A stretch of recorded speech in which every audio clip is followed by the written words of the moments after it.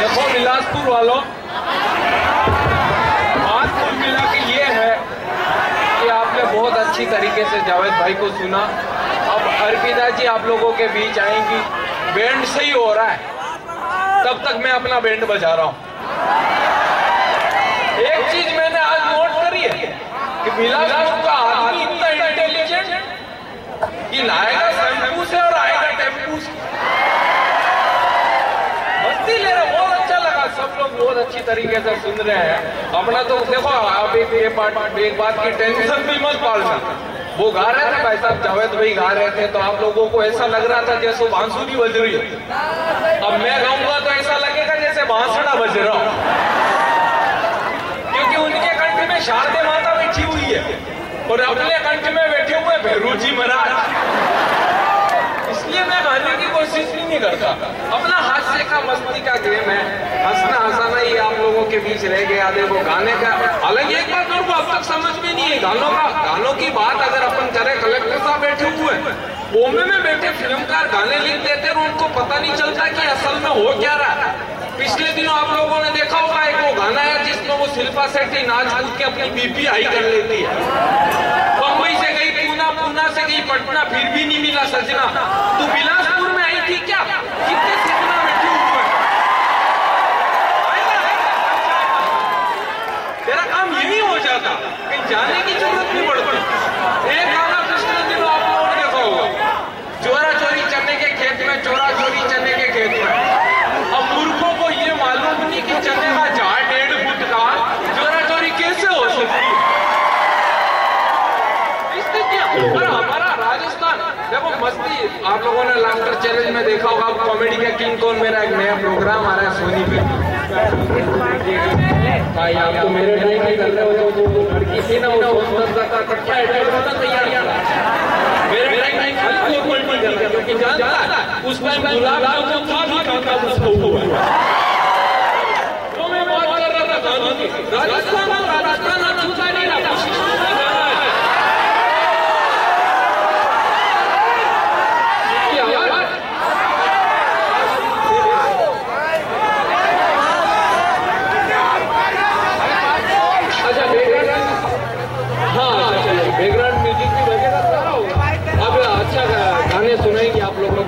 पिताजी आ गई है, निश्चित रूप से आप लोग फिर से सुनेंगे, गाएंगे, तो इसी तरह आता रहूंगा। मैं वो बात सुना रहा था कि पिछले दिनों एक राजस्थान में गाना आया, बोले छत पे सोए तो नंदुई में खाने समझ के सो गई, गलती महाराज से हो गई, राणा जी माफ करना। अरे भाई जब तेरे को पता था कि अपना पिले नीचे तो तू छत पे गई इसको, माफ करेगा, स्थिति ऐसी होगी, इसलिए कहना पड़ रहा है। बोल बॉम्बे में बैठे फिल्मकार लिख देते हैं, पता नहीं चलता। हंसने हंसाने का पत्रकार बंधु बैठे हुए हैं। मेरे को एक बात याद आ रही है, पिछले दिन एक आदमी आ गया मेरे पास में, बोले जानी भाई 4 बच्चों के नाम रखनी है, 2 बच्चों के नाम और रखने, पीछे धर आना चाहिए। मेरे को बिल्कुल आ जाएगा, पहले तेरे 4 बच्चों के नाम बता। तो बोले एक का नाम है लीलाधर, दूसरे का नाम है धरणीधर, तीसरे का नाम है चक्रधर, चौथे का नाम है गिरधर। तो मैंने कहा ऐसा कर, 5 का रख दे इधर, छठे का रख दे उधर। वो पिछले दिन में बात याद आ रही मेरे को, वो एक बंदर और तोता फ्लाइट में यात्रा कर रहे, वो तोता क्या कर रहा था कि बार बार बटन को दबा रहा था, बटन को दबाते ही एयर होस्टेस आती, बोलती क्या हुआ? तो तोता कहता कुछ नहीं, मजे ले रहा हूं। 5-7 बार उसने बटन दबाया, तो एयर होस्टेस ने देखा यार ये ठीक कर रहा है, बंदर ने भी देखा ये सिस्टम बढ़िया, तो बंदर ने कहा मेरे को बटन दबाने थे। तोते ने कहा कोई दिक्कत नहीं, तुम बटन दबाओ। तो बंदर ने बटन दबाया, बटन दबाते ही वो एयर होस्टेस आई, बोली क्या हुआ? तो बंदर बोला कुछ नहीं, मैं भी मजे ले रहा हूँ। तो उसने कहा रुक जाओ अभी बताते हूँ मजे कैसे लिए जाते हैं। सुरक्षा गार्ड को बोल दिया जाके, बोले अंदर एक बंदर और तोता फंसे हुए, उनको बाहर फेंको। अब जैसे ही उनको विमान के गेट के पास लाया गया, नीचे फेंकने वाले थे, उस टाइम तोते ने बंदर से पूछ लिया, बोला बंदर उड़ना आता है? बोले नहीं। तो फिर पट्टे मजे क्यों ले रहा? ये स्थितियां होती है, कई बार ऐसी स्थितियां हो जाती है। बहुत सारे लोग बैठे हुए प्रणाम करना चाहते हैं, बहुत अच्छा कार्यक्रम चल रहा है। एक बात मेरे को याद आ रही, ताली वाले बजा, देखो सबको मस्ती आ रही है। गाना अलग होता है, हंसना अलग होता है। जब हम हंसते हैं तो हम भगवान भगवान के लिए प्रार्थना करते हैं, पर जब हम किसी दूसरे को हंसाते हैं या खुशी देने का प्रयास करते हैं तो भगवान स्वयं हमारे लिए प्रार्थना करता है। हंसना हंसाना कहाँ रह गया यार, आजकल की जिंदगी में हंसना कहाँ रह गया था, तो फिर भी आप सकते हैं हंसना लोग भूल गए। तब मैं बात कहना चाहता हूँ, बिलासपुर इतनी अलग टाइप की धरती है। रेलवे स्टेशन के बाहर कैसे ही निकला तो एक लड़का तेजी से साइकिल लेके जा रहा, नीचे गिर पड़ा। अच्छा, मैं जैसे ही उसके पास गया, उसको छूने की कोशिश की तो बोला रहने ये अपने उतरने का स्टाइल। शाम को मिठाई की दुकान पे चला गया, मैं खड़ा था, पास में एक बच्चा खड़ा, कभी लड्डू को टच कर रहा, कभी जलेबी को टच कर रहा। तो 5 मिनट बाद दुकान वाले ने पूछ लिया, बोले इतनी देर से कुछ नहीं ले रहा, क्या देख रहा? तो लड़का स्टाइल मारते हो बोला अंकल कुछ नहीं, मौका देख रहा हूँ। ये लड़के इतने इंटेलिजेंट हो गए। तो भाई साहब वो संचालन कर रहे थे मुकेश जी। पिछले दिनों में मेरे साथ, आपके अपने हैं वो, पिछले दिनों बॉम्बे के कार्यक्रम में मेरे साथ इन्होंने कहा कार्यक्रम करने चलना है, मेरे को कोई दिक्कत नहीं है। हम लोगों ने कार्यक्रम किया, उसके बाद हम लोग एक इन्होंने कहा कि बोले भूख लगी है। मैंने कहा भूख लगी है, तो मैंने कहा वो देखो लिखा हुआ सामने पधारो। तो इन्होंने कहा बिल्कुल पधारो। अंदर घुसे, 2 दरवाजे, एक पे लिखा था डालडा घी, दूसरे पे देसी घी। मैंने पूछा कौन सा खाओगे नरेश जी? बोले ब्राह्मण का बच्चा शुद्ध देसी घी। अंदर घुसे, 2 दरवाजे, एक पे लिखा था शाकाहारी, दूसरे पे मांसाहारी। मैंने पूछा कौन सा खाओगे मुकेश जी? बोले ब्राह्मण का बच्चा शुद्ध शाकाहारी। अंदर घुसे, 2 दरवाजे, एक पे लिखा था नगर, दूसरे पे उधार। मैंने पूछा कौन सा खाओगे मुकेश जी? बोले ब्राह्मण का बच्चा उधार। अंदर घुसे, पिछवाड़े रोड पे बाहर आ गए। ये स्थितियां, ऐसी भी स्थितियां कई बार हो जाती है। संकट नहीं बढ़ रहा, हालांकि मेरे को खुद को संकट नहीं बढ़ रहा है, मैं खुद कॉन्फिडेंस से चल रहा हूँ। वो मेरे को एक बात याद आ रही है। वो एक बार क्या हुआ, 3 जनों को फांसी की सजा सुनाई गई। एक सरदार जी थे, एक हिंदू था, एक अपना मुसलमान भाई था। फांसी की सजा सुनाने से पहले जज ने कहा इच्छा बताओ अंतिम। तो जज अपने हिंदू भाई था, उसने कहा मैं गीता का पाठ करना चाहता हूँ। उसके लिए गीता लाई गई। गीता लाने के बाद में उसने गीता का पाठ किया। अब जैसे ही उसको जज ने ऑर्डर किया, जल्लाद ने लगाया बटन, यहाँ तक आकर रुक गया। जज साहब ने कहा जाओ, भगवान राम ने कृष्ण ने सुन ली सजा माफ। उसके बाद आया अपना मुसलमान भाई का नंबर। उसने कहा मैं बाइबिल पढ़ना, उसने कहा मैं कुरान शरीफ का पाठ करना चाहता हूँ। बोले मंगवा देते हैं, कोई दिक्कत नहीं। उसके लिए मंगवाई गई भाई साहब, बुलाया, उसने पाठ वाठ किया। पूजा अर्चना करने के बाद उसको जैसे ही लगाया, ठंडा यहाँ तक आया, रुक गया। जज ने कहा जाओ, तुम्हारी भी अल्लाह ने सुन ली सजा माफ। फिर आया सरदार जी का नंबर, बोले अंतिम इच्छा बताओ। तो सरदार जी ने कहा इच्छा को गोली मारो, पहले इस फंदे का बटन ठीक कराओ और इन तीनों को फिर से लगाओ। ये मस्तियां होती है, ये हास्य होता है, ये अपन लोगों के आसपास बिखरा हुआ है। एक बार ताली बजा के बताओ आप लोग सुनने के मूड में बचे ना। कलेक्टर साहब कह रहे थे नहीं बजेगी, माल अच्छा होगा तो अपने आप निकल जाता है। पब्लिसिटी की जरूरत नहीं पड़ती। हालांकि मेरा कॉन्फिडेंस इसी टाइप से हो गया है। हाँ, बहुत अच्छा लग रहा है, बहुत अच्छे जम रहे हो आज तो। तुम्हारी सीटी पूरी बिलासपुर में बज गई। अभी वो गाने की बात कर रहे थे, गाने का आप सुन रहे थे। हंसना जरूरी है मित्रों, अपन लोगों के पास हास्य नहीं रहा है, इसलिए हंसना जरूरी है। और मैं एक बात बताना चाहता हूँ, और मैं युवा मित्र बैठे हुए हैं, और मैं देखिए इस टाइप से तो मेरे पास में लाफ्टर का बहुत मैटर है। हालांकि फिर मैं ये चाहता हूँ एक प्यार मोहब्बत की एक रचना युवा मित्रों को समर्पित करना चाहता हूँ। ये आपके कोर्स की बात है, मैं आप समझाऊँ। बहुत सारे लोग मेरे को, हालांकि ये दूर तक दिखाई नहीं दे रहा है इस लाइट की वजह से, मेरे को समझ में नहीं आ रहा है कि आदमी बैठे हुए गमले रखे हुए हैं। संकट नहीं बढ़ रहा है, ये स्थिति ऐसी हो जाती है, दूर दूर तक ऐसे बाल दिखाई दे रहे हैं। अच्छा, एक बालों की बात बता रहा हूँ।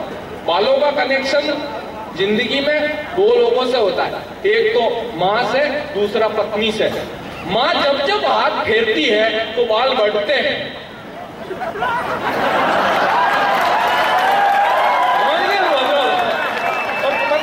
जब फेरती है तो बाल पीछे चले जाते हैं। बहुत सारे लोग भाभी जियों का प्यार साथ लेके बैठे हुए, मैं उनको प्रणाम करता हूँ। स्थिति ऐसी होगी, करना पड़ता है, हालांकि मजबूरी हो जाती है ये। पिछले दिनों के ये कर रहे हैं सारा सिस्टम। मैं कविता सुना रहा है, बताइए प्यार मोहब्बत की एक रचना। इधर ये आप लोगों को डिमांड पूरी करनी जरूरी है, हालांकि मेरे को खुद को संपत्ति पड़ रही है, इसलिए करना जरूरी है। एक प्यार मोहब्बत की रचना, एक लड़की होती है जिसके चेहरे पे एक नकाब होता है, पूरी कविता उस पर टिकी हुई है। आगे अधिकारी लोग बैठे हुए हैं, मेरे आदरणीय सीईओ साहब बैठे हुए हैं, इन्होंने स्पेशली मुझे बुलाया है। और मैं ये चाहता हूँ कि ये पूरा मेले का कार्यक्रम आप लोग 3 दिनों का देख रहे हो, इसमें इन्होंने बहुत मेहनत की है। तो मैं चाहता हूँ कि तमाम लोग इनके सम्मान में एक बार ताली बजा के बताएं कि ये कार्यक्रम सफल हुआ। यानी जरूरी है, ब्राह्मण का बच्चा, अपन ब्राह्मण है, जिसकी खाते हैं उसकी बजाते हैं। हाँ, जरूरी काम है। वो एक प्यार मोहब्बत की रचना, मैं दावा करता हूँ ये कविताएं हुई, गीत हुए। अगर अंतर मन से सुनी तो 3 मिनट की एक फिल्म बता रहा हूँ, अंतर मन से सुनी तो सब लोगों के दिल तक जाएगी। पंक्तियां देखिएगा, एक कविता पढ़ता हूँ 3 मिनट की। ये बाजा मत बजाओ, ढोल पहले बज रहा है। हालांकि ये मेरा टाइम ही आता है, इनका भी खेल बहुत अलग टाइप का है। मेरे को तो एक बात याद आ रही, वो पिछले दिनों की बात है। वो गांव का आदमी है, गांव का आदमी, मैं खुद गांव का आदमी हूँ भाई साहब, 2-4 मिनट का ये रहा। गांव का आदमी बहुत सीधा सज्जन होता है। गांव का आदमी इतना मस्त होता कि आप उसको कुछ भी कहते हो, कुछ नहीं करता। एक बात याद आ रही है, गांव का आदमी शहर में चला गया, उसने धोती पहन रखी थी। शहर में जाके बस के अंदर बैठा तो एक शहर का आदमी आया और उसने सिगरेट लगाई। अच्छा, सिगरेट लगाती जो चिंगारी थी उस गांव वाले की धोती पे गिर गई, धोती जल गई। गांव वाला कुछ नहीं बोला। तो 5 मिनट बाद उस शहर वाले को बात हजम नहीं हुई। उसने पूछ दिया, बोले भाई साहब आपका गांव कौन सा है? तब उस गांव वाले ने कहा, बोले आप गांव चलाएगा। ये नहीं किया, मैं तो कॉन्फिडेंस से शुरू से कॉन्फिडेंस का खिलाड़ी रहा हूँ। वो मुकेश जी अभी वो मैडम, इन्होंने पिछले दिनों हम लोग इंग्लैंड प्रोग्राम करने के लिए चले गए। इन्होंने कहा बोले इंग्लैंड में प्रोग्राम करने चलना है। मैंने इनको पहले ही बोल दिया, मैंने कहा देखो इंग्लिश बिल्कुल पल्ले नहीं पड़ती अपने, तो आपको ही काम चलाना। बोले टेंशन मत लो, हम लोग हैं। वो इन्होंने कहा, तो मैंने कहा कोई दिक्कत नहीं है, चलो फिर। हालांकि मैं शुरू से पढ़ाई की बात कर रहा हूँ, तो शुरू से कॉन्फिडेंस से पास हुआ, कॉन्फिडेंस का खिलाड़ी हूँ। है कि कोई जरूरत नहीं है, नहीं कह रही हो, मैं सिद्ध करके बता रहा हूँ। सीईओ साहब बैठे हुए हैं, हालांकि सीईओ साहब इसलिए बैठे हुए हैं क्योंकि कुर्सी रखी हुई है। सीईओ साहब हमारे आदरणीय है, मेरे शहर के हैं, इसलिए इनसे अच्छा रिलेशन है। मैं कॉन्फिडेंस का खिलाड़ी रहा हूँ शुरू से। वो शुरू से 8वीं तक इंग्लिश की पढ़ाई करते करते वो मास्टर परेशान हो गया। बोला तेरे को पढ़ाते पढ़ाते इतना टाइम हो गया, फिर आज इंग्लिश का टेस्ट है। मैंने कहा कोई दिक्कत नहीं, ले लो। बोले इतना टाइम हो गया, इतनी तो इंग्लिश जानता होगा। मैंने कहा मैं तो कॉन्फिडेंस का आदमी हूँ सर, किसी भी पूछ लो मैं तो सब जानता हूँ। मैं तो क्या ब्राह्मण आदमी हूँ, मरे करे के शादी ब्याह के सारे मंत्र जानता हूँ। मेरे को खाली इतना ही फर्क नहीं पड़ता, संपट नहीं पड़ता कि कौन सा वाला काम पढ़ना है। वो कहा बोले लेना, मैं कोई दिक्कत नहीं है। बोले वो आदमी है उसको उधर भेजो। ये जो मतलब उन्होंने कहा, समझिएगा मजा आएगा पंच में। बोले एक आदमी उधर खड़े, उसको पास बुलाओ। मैंने कहा इसमें सर आपने क्या टेस्ट किया है, ये तो नॉर्मल सी बात है, बुलाओ। मैंने कहा कोई दिक्कत नहीं है। अपन ने जोर से बोल दिया, काम ही है। वो इधर आ गया। अब बोले इसको वापिस भेजो। वापिस भेजने की इंग्लिश अपन को आएगी, अपन से काम लिया। मैं खुद उधर चला गया और वहां जाके बोल दिया काम लिया। ये आती है। वो संस्कृत की परीक्षा थी, संस्कृत का मास्टर भी परेशान। मैं तो जब एक बात बता रहा हूँ, तो शुरू से 8वीं क्लास में 4 बार फेल हो गया, तो वो प्रधानाध्यापक सम्मान मेरे को घर तक छोड़ने आया। बोले देवता बस करो, हम पे दया करो। उसने इतने पूरे कितने हाथ जोड़े हैं। संस्कृत का मास्टर परेशान, उसने भी कहा तुम्हारा वाइवा टेस्ट करना, कोई दिक्कत नहीं, ले आओ। बोले एक श्लोक का हिंदी में अनुवाद करना। अब सब लोग पढ़े लिखे लोग हैं, मजा आ गया सब लोगों को, मेरे को अच्छा लग रहा है। अपना माल बिक गया आज की रात में। हाँ वो बता दो, संस्कृत का श्लोक है, बोलो इसमें हिंदी में अनुवाद करना। मैंने कहा कोई दिक्कत नहीं, कर देता हूँ। मैंने कहा श्लोक बताओ। तो बोले सर्वे भवन्तु सुखिनः सर्वे सन्तु निरामया।